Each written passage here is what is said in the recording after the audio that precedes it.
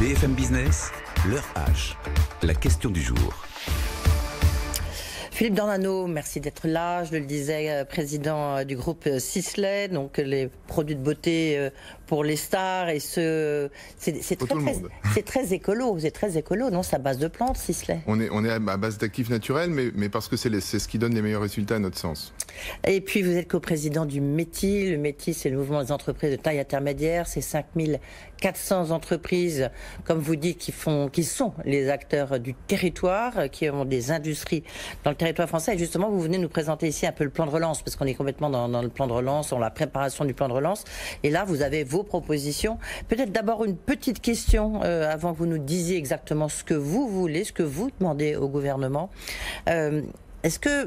Qu'est-ce que vous pensez de la polémique, là c'est en tant que président de Sisley, autour de L'Oréal qui a décidé qu'on ne disait plus blanchir les dents, qu'on ne disait plus qu'on devait bronzer, une sorte de poétiquement correct. Ils ont retiré tout ça de leur publicité. Ça a créé un tollé sur les réseaux sociaux. Quelle est votre position?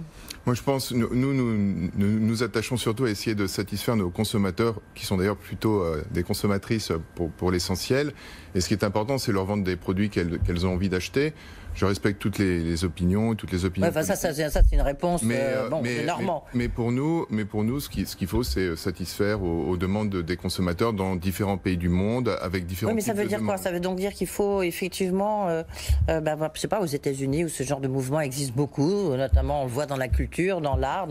Est-ce que c'est la vérité, c'est qu'aux États-Unis, on vend pas tellement de produits blanchissants, pour reprendre le terme. On en vend dans des pays qui sont intéressés à ces produits, notamment en Asie. C'est là où est le gros du marché de ces produits, et donc le débat est, à mon sens, un petit peu tronqué, puisque on ne s'adresse pas, on s'adresse dans chaque pays ou dans chaque zone du monde à des consommatrices qui sont intéressées à des produits. Mais c'est quelque chose que vous auriez fait? Vous êtes sur notre problématique, bien sûr, mais est-ce que c'est quelque chose que vous auriez fait en tant que président d'un grand groupe?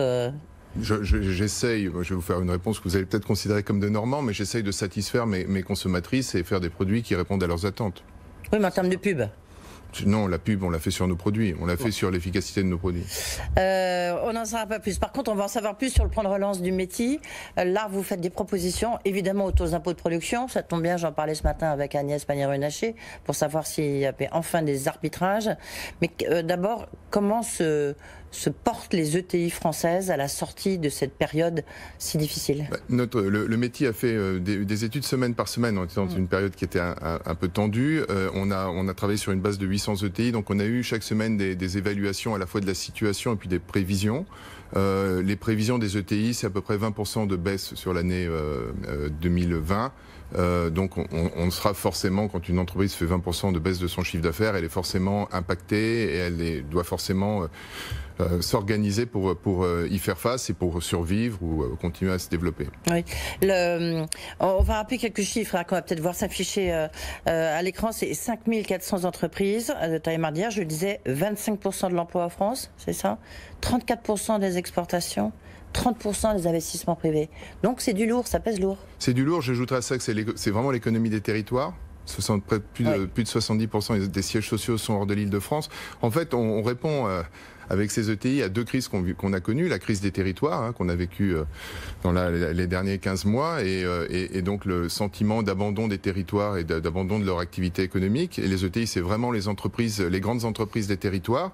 Puis la crise sanitaire, avec cette situation qu'on a découvert, de désindustrialisation, que nous, on connaît et sur laquelle on plaide. Plus d'1 million d'emplois industriels détruits. Et là, on nous annonce encore peut-être 500 000, peut-être 800 000 emplois industriels. Au-delà de l'emploi, c'est aussi les savoir-faire. C'est toute la force économique d'un pays qui se délite si on n'est pas capable de préserver notre industrie, nos savoir-faire et notre économie dans les régions. Mais justement, est-ce que la réponse du gouvernement, elle est à la hauteur, à votre avis? Est-ce qu'elle a évité le pire? Sans parler du plan de relance, mais que ça soit les PGE, que ça soit le chômage partiel de longue durée. Est-ce que pour vous, ils ont quand même fait le job? Enfin, c'est une expression que j'utilise souvent. Je crois que la réponse de court terme a été effectivement efficace. Je pense qu'on a appris aussi de la crise de 2009-2010 et qu'on a tiré un certain nombre de conclusions. Le chômage partiel a vraiment sauvé un grand nombre d'entreprises dans la période. Elle a aussi sauvé des emplois. Le chômage partiel va aussi permettre une relance plus rapide, puisqu'à partir du moment où les entreprises n'ont pas licencié, si ça repart, elles seront en place pour repartir. Le PGE, ça s'est mis doucement en place, mais maintenant ça fonctionne. Le gouvernement a aussi, et on avait été l'un des moteurs. Vous avez demandé, vous, un PGE non. Non. Ni PGE, le chômage partiel, on l'a utilisé pendant la période, mais maintenant quasiment plus. D'accord. Les magasins se sont réouverts, donc on n'a plus de raison d'utiliser le chômage partiel. Et sinon, le nombre d'ETI, est-ce qu'il y a eu des PGE? Parce qu'on voit que c'est pas toujours facile. Il y a eu des PGE dans les ETI. Vous avez des situations qui sont très très différentes selon les entreprises. Vous avez des entreprises qui ont travaillé à 100%, voire à 110%, parce qu'ils étaient dans des secteurs où c'était nécessaire. D'autres, au contraire, qui n'ont pas de chiffre d'affaires du tout sur la période. Pas du tout de chiffre d'affaires, et donc qui sont aussi dans des situations qui sont extrêmement graves. Mais l'impact général sur les entreprises, c'était des baisses qui étaient entre 40 et 50% de leur chiffre d'affaires. Donc bien évidemment, une entreprise qui baisse, qui n'a pas de chiffre d'affaires, elle se retrouve, si ça dure, en situation qui est difficile. Alors, Philippe Dornano, donc vous allez nous présenter votre plan de relance. C'est une manière de dire à Bruno Le Maire, qui normalement doit incarner ce plan de relance et qui est en train de le préparer, et voilà ce que nous, on veut. On apporte notre contribution, et étant des entreprises des territoires, je pense qu'on est bien placé aussi pour voir un peu quelles sont les problématiques. Et de ce point de vue-là, on est vraiment à un carrefour. Soit on se contente de relance conjoncturelle. On aide, ce qui d'ailleurs est légitime, des secteurs qui sont très durement touchés par le confinement. Soit on profite de ce moment, aussi d'un certain nombre de déblocages budgétaires au niveau européen, pour faire des réformes structurelles que nous n'avons pas fait jusqu'à présent en France, et qui ont provoqué cette désindustrialisation massive sur les 30 dernières années. Et on décide, c'est ce que en tout cas affirme l'ensemble de la classe politique, qu'il faut réindustrialiser en France, qu'il faut recréer de l'activité dans les territoires, et dans ce cas-là, on fait ce qu'il faut pour le faire durablement. Et donc, on fait, voilà, mais donc, ok, ça on le sait, mais maintenant, qu'est-ce qu'on fait? C'est très simple.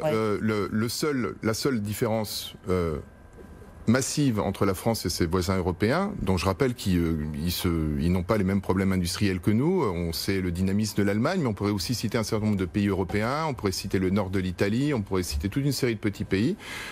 La seule différence notable que nous avons, ce sont ces taxes de production qui représentent 2 fois l'impôt sur les bénéfices, et qui sont quelque chose qui est extraordinaire. À l'heure où certains au niveau européen parlent de peut-être remettre des droits de douane, on sait que dans ce cas-là il y a des rétorsions, nous avons fait quelque chose qui est quand même formidable, on a créé des droits de douane à l'envers. On a en fait mis des impôts qui ne taxent que les produits qui sont produits et qui sont fabriqués en France. En fait, on taxe le travail et la production en France. C'est-à-dire qu'on donne un avantage aux produits qui sont fabriqués à l'étranger. Ça, c'est une évidence. J'ai juste toujours un petit point, c'est qu'on a l'impression qu'on découvre les impôts de production, mais c'est pas un phénomène nouveau. Parce que là, depuis 2 ans, on entend parler, enfin, vous êtes tous les chefs d'entreprise en train de dire les impôts de production, les impôts de production. Mais c'est pas nouveau, malheureusement. Alors, c'est pas nouveau. Alors pourquoi tout d'un coup, c'est devenu un peu votre bête noire? C'est pas nouveau, mais ça a pris une dimension qui est de plus en plus importante. C'est plus de 250 impôts, parce que tout simplement, c'est donc 72 milliards en 2018. Oui. Je vous rappelle que l'impôt sur les sociétés, c'est 30 milliards. Oui. Et ça a augmenté de 15 milliards dans les 8 dernières années. Ça a augmenté, c'est-à-dire que c'est un impôt qui non seulement est massif, mais en plus est très rapidement évolutif, c'est-à-dire qu'il progresse à un rythme très élevé. Donc c'est la proportion que ça a pris. Ça a pris une proportion qui est d'une part élevée, et puis d'autre part, bien sûr, pour une entreprise qui est en concurrence, on se compare à l'environnement européen. En Allemagne, par exemple, dont on connaît la force de l'industrie, on paye d'une part 8 fois moins d'impôts de production, et d'autre part, ces impôts de production sont payés sur les bénéfices, alors qu'en France, ils sont payés sur le travail, sur l'investissement et sur le chiffre d'affaires. C'est d'ailleurs le deuxième point problématique de ces impôts de production, c'est qu'ils sont dramatiques en période de crise, puisqu'ils ne sont pas payés sur les bénéfices. Aujourd'hui, les entreprises françaises vont continuer à payer des impôts de production massifs alors qu'elles sont en difficulté. La crise va encore plus, et c'est pour ça qu'on nous annonce 500 à 800 000 destructions d'emplois industriels, la crise va accentuer l'impact négatif de ces impôts de production.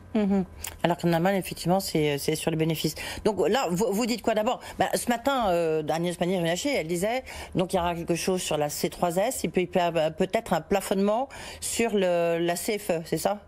Donc, je crois, Edwige, que le vrai sujet, Non, mais est-ce que ça va bien? Il y a une trajectoire, paraît-il.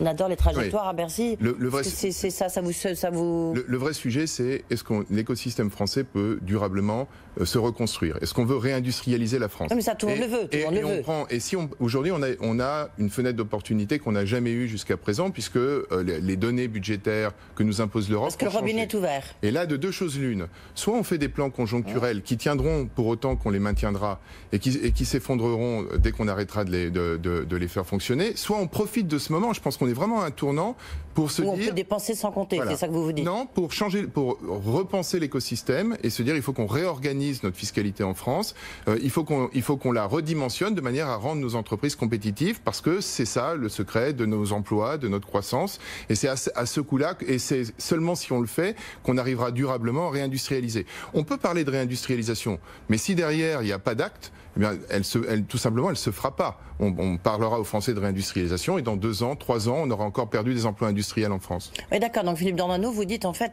malgré tout, c'est qu'aujourd'hui, il faut qu'on... donc c'est un sujet récurrent mais qui s'aggrave, mais que là, puisque de toute manière il y a des plans de relance qui se chiffrent en dizaines, en centaines de milliards d'euros, vous dites ça vaut le coup de... Vous, c'est 30 milliards que vous demandez tout de suite, 30 milliards de baisse d'impôts de production, vous dites c'est la condition sine qua non. Alors 30 milliards, c'est le réalignement sur la moyenne européenne, donc oui. C'est pas un cadeau, c'est juste à replacer les entreprises dans une situation qui est normale. Et la deuxième chose, c'est, oui, et ce qu'il faut, c'est quand on investit, il faut se dire qu'on va avoir un retour sur investissement. La question, si je dois m'endetter, c'est de me dire, est-ce que si je m'endette, ça va générer des ressources nouvelles qui me permettront de rembourser mes emprunts et qui me permettront de reconstruire un tissu économique en France? La question, c'est, est-ce que je fais un endettement utile? Ou est-ce que je fais un endettement conjoncturel? J'aide un peu par-ci, j'aide un peu par-là, et à la fin de la journée, il n'y a rien à changer. Oui, mais justement, vous proposez, c'est un deuxième truc, une dette utile. Et pour être très franc, je n'ai pas compris ce que ça voulait dire. Une dette utile, les chefs d'entreprise le comprendront très bien, c'est moi je m'endette pour investir dans un projet parce que j'en escompte un retour. Et nous avons travaillé notamment avec le cabinet Asterès déjà avant la crise pour justement chiffrer le retour que générerait en termes d'industrie nouvelle, de développement de PME à la taille ETI, le retour que ça générera, y compris en ressources fiscales, à partir du moment où l'écosystème français permet à des entrepreneurs en France de se développer en France. D'accord, mais par exemple, ça se traduit concrètement comment pour un chef d'entreprise? Pour un chef d'entreprise, si je construis, si j'étends par exemple mon usine, si c'est nous fabriquons en France, la question pour moi, c'est de me dire, est-ce que si je construis une extension de mon usine, si je double la surface, est-ce que je vais avoir un retour de ça? Est-ce que j'ai des marchés pour le développer, etc. Par contre, aujourd'hui, quand par exemple je fais ça, c'est-à-dire que je double la surface de mon usine à Blois, si je décide de le faire, il faut savoir que les taxes de production sont équivalents par an au coût de l'usine, au coût de l'extension. On est arrivé on a créé, il faut quand même le dire, on a créé en France un monstre. C'est-à-dire on a créé un monstre fiscal, et la pire chose de ce monstre, c'est qu'en plus les ressources de ce monstre fiscal vont aux collectivités territoriales. C'est les ressources des collectivités territoriales qui en ont besoin et qui donc disent qui sont en fait dépendantes de ressources qui détruisent leur économie. Voilà. D'accord, on a créé un monstre. Oui, non, mais voyez, là, on a bien compris et on voit, c'est incroyable. C'est-à-dire que c'est le coût de votre extension de votre usine. L'amortissement annuel de l'extension de l'usine est équivalent au supplément de fiscalité de production qu'il faudrait payer en cas où l'usine serait étendue. Voilà, c'est le plan. Donc il faut baisser 30 milliards tout de suite, parce que c'est une manière de se mettre grosso modo dans la moyenne européenne. En tous les cas, c'est votre message. Merci. Merci beaucoup Philippe Dornano d'avoir été avec nous. Donc coprésident du METI, l'urgence de faire quelque chose, et puis président de Sisley. Dans un instant, on parlera d'immobilier. C'est le président de l'AFNAIM qui est notre invité dans l'Orage.